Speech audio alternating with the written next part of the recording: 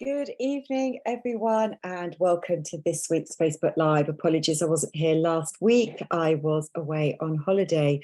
And thank you for watching this in my YouTube channel as well. I feel this is a really important topic to talk about. There's so much confusion about what sort of foods you should eat for optimal gut health. And I'm very much aware through my clients and what I read about that FODMAPs is still considered to be one of the most popular approaches to managing digestive symptoms. And I want to explain that whilst I don't dispute that may well be the case for the short term, what I do want to explain is that actually FODMAPs is really detrimental to the long-term health of the gut and the gut microbiome overall. And I'd just like to explain that in a little bit more detail tonight. Hopefully it will make a lot of sense to you. What I do want to say right up front, though, is that if you do use FODMAPs and you find it really helpful, I do at the end come on to give you a suggestion as to how you might be able to migrate away from it, or a couple of suggestions for you. So, it's very popular to use FODMAPs because people commonly suffer with bloating, distension. They may get some pain alongside it. They may get cramping. And sometimes it can go hand in hand with diarrhea-like symptoms. And so by implementing a FODMAP type diet, it can give instantaneous relief. So why on earth would you not want to do that and carry on doing it?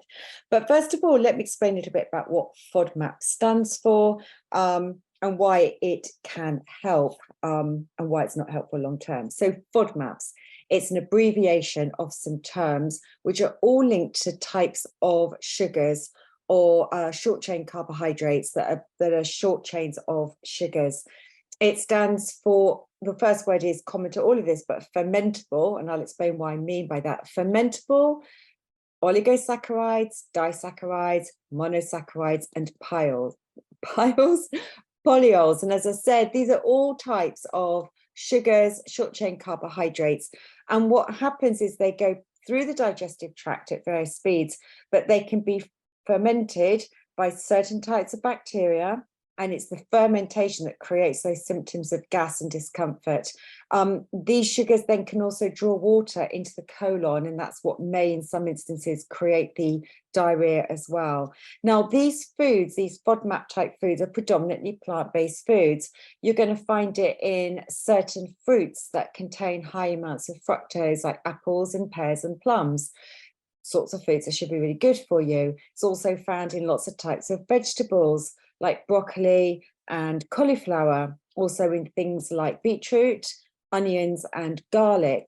Found in honey, because that's also a high fructose food.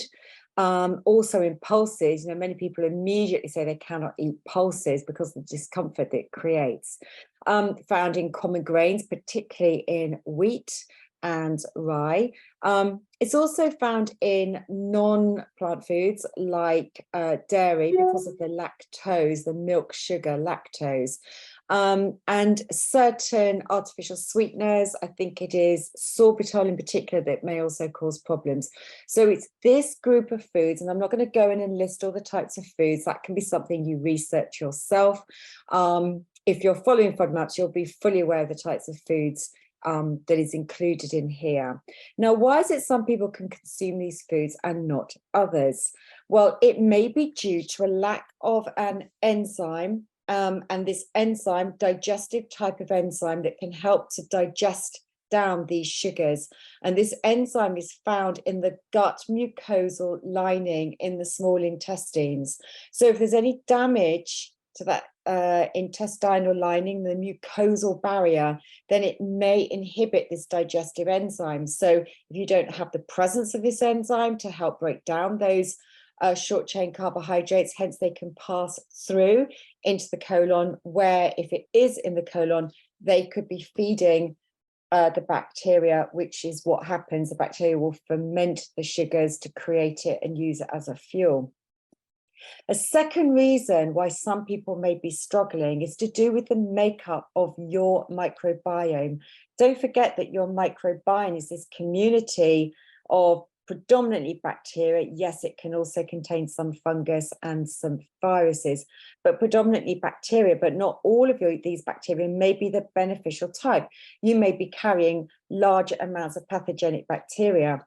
And the question now is it the pathogenic bacteria that are then fermenting these special carbohydrates that we should be able to eat, and hence creating those symptoms, rather than some of the beneficial bacteria causing the problems if they were to ferment them. And a third reason, which I think is quite key, the more research and working more with clients in clinical practice, one of the third reasons is, I believe, to do with where these bacteria may be residing.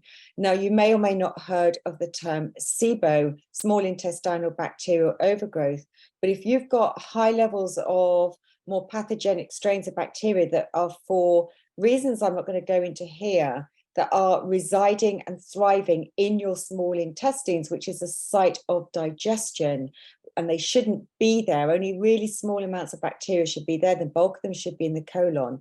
Well, they can then feed off these carbohydrates as they pass through the small intestines, which is the site of digestion and also the site of absorption into the bloodstream.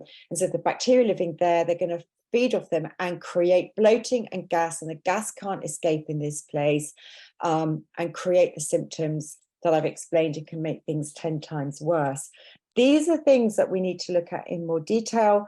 Is it SIBO? Is it pathogenic bacteria? And pathogenic bacteria that is creating the SIBO picture in the small intestines?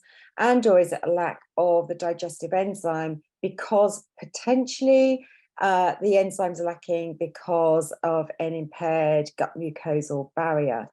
So these are really important factors. Why is it that some people can eat these foods and others are struggling? So FODMAPs is problematic long-term for your gut health. I realize it creates short-term relief as symptoms, which is great, but just bear in mind that these foods contain high amounts of fiber. We want to be eating these foods. We need a greater abundance and diversity of the types of plant-based foods that we're eating. And by stripping away large types of foods, cabbage, broccoli, onions, garlic, apples, these are really important foods for the gut and the gut microbiome. If you take these away, you are limiting the types of food and fuel that feed them, and therefore will be potentially reducing the numbers that you have. Just to explain a little bit more, and I've got a blog post that will be going out in my newsletter this week. If you're watching this on YouTube, the blog can be found on my website under the same title, and it will include some links. But a healthy microbiome, we now know, is really dependent on the diversity of the plant food that we eat. It's also dependent on the abundance of plant food that we eat. So whilst we may have grown up on this this theme of eating 5 a day of plant foods, experts would say, and I completely agree with it, is that we should be eating 10 different plant foods every single day, not as hard as it may seem when you put your mind to it. We also now know that we should be eating 40 different plant foods every single week. It's all about the diversity to feed different types of bacteria. What we now know is that one study has identified that by reducing your intake of FODMAP foods, these plant foods, by 50%, it led to a 6-fold decrease in the amount of bifidobacteria species found in the microbiome of people following a FODMAP diet. Now, bifidobacteria is one of the most well-studied strains of bacteria, of beneficial bacteria that we have. We absolutely need it. If you're lacking it, what you're doing, and the same with other bacteria, as soon as you start stripping away beneficial bacteria, you're creating lots of space for pathogenic bacteria to grow. You're creating environment and space for pathogens to grow. We need to increase the abundance of our good bacteria to crowd out space and make the environment less favorable for pathogens to grow. So you can see why it starts to become really problematic. What came first, this chicken or egg situation? What came first? Was it a lack of fiber that led to a lack of abundance of good bacteria, which allowed pathogens to grow, that created your symptoms. That means that you follow a FODMAP diet to reduce the symptoms, but you're reducing the fiber that you need the good bacteria to grow. So it becomes quite tricky to know where to start. And I appreciate when you're working on this on your own, it can become quite tricky. Now, what I would say is, don't fall into the trap of following these diets long term. You're supposed to, if you look at the guidance, even on the NHS, it will say you follow it for 4 to 6 weeks. Well, very difficult when you're working on your own and you're not working with a dietitian or another healthcare practitioner, such as myself, who are trained to help you work through this dilemma and the potential problems. What I would say, if you're working on this on your own, is you need to start to think about how you can reintroduce foods. And the way you do this is in a very, very controlled manner. You need a lot of time and you need patience. You start with one food and you start with a very minute amount on one day only, and you record your symptoms. Is it causing any bloating or discomfort by eating that small quantity of food? If the answer is no, then the next day you may increase the amount of that food, and you may do that for several days, slowly increasing the amount of that food. If after that few days everything seems fine, you stop. You may leave a few days gap, and then you may start on a second food, really small amount. Do you get any symptoms? If you do, you stop. Have a gap, try a third food. If you don't have any symptoms, increase the amount that you eat. You may not be able to ever eat huge quantities, but let's hope you can get to a situation where you can reintroduce some of these foods, even if it's in small amounts, to enable you to increase the diversity. You may find you have problems with some, but hopefully you can identify the problematic ones, and you can also identify your tolerance of how much you can eat on the ones that seem to be okay. Alternatively, the way I work with my clients when they feel they get these symptoms is to invest in really good quality, in-depth DNA stool-based testing. A good practitioner will understand the best tests that are out there. Don't come to the conclusion that all these tests are the same. They really are not. And what we're looking for in those tests, what I'm looking for, is digestive capability.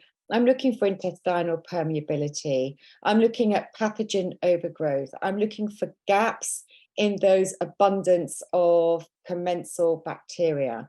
I'm looking at potential damaged gut mucosal barrier. All of these things are really, really important factors that once we understand what's going on, we can start to put protocols in place very, very slowly to start to rebalance the gut and bring things back into balance. At the end of the day, I do not want my clients following a FODMAP diet.